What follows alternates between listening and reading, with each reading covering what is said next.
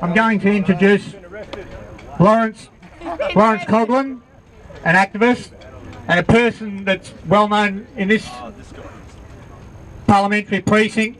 He's assisted us before on our protest by welcoming us to his country, our country. Lawrence Coughlin. Yay! On your lorry! Thank you, guys. I'm not going to talk about the VLAD laws too much in the way they've affected us, because we're the ones who are living with it. But what I am going to talk about is how these laws will be passed over into the mainstream society. Just as they have with the intervention laws that they brought in through the mobs up in the Northern Territory, they're now starting to bring that out into the community. So they will these laws.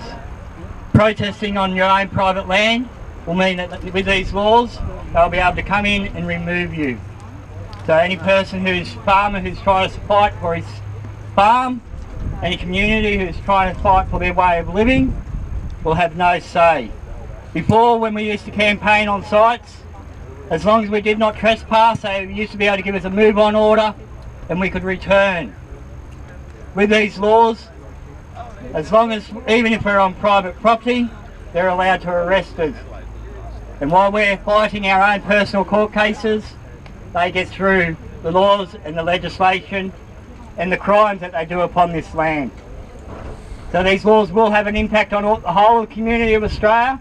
They pick out a group that they know the rest of the community are highlighting in certain instances, bring them in through that, and then rule them over the mainstream. If they were to bring these laws into the mainstream, they would not pass. So they pick on something that they believe the general public has a concern with. There are more drug dealers in among the federal police, as the James Woodward Royal Commission in New South Wales showed. Yeah. Criminals! So, and it is also orchestrated and designed to be so.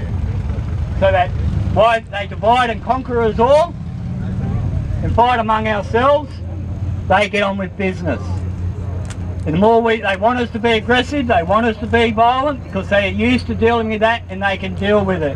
When we're peaceful, when we're calm and we just stand by the truth for our rights, they have no way of intervening. So please stay peaceful, stay with it, and please let the whole communities know that these laws, even though they are only showing that they are for the bikers, and as Mark said, there is nothing in the legislation about bikers. This is a reinstallation of the Malicious Association Act that was outlawed in Australia in 1975. Yes. That is all it is. It is a reinstatement so that they have rights and we don't. Thank you.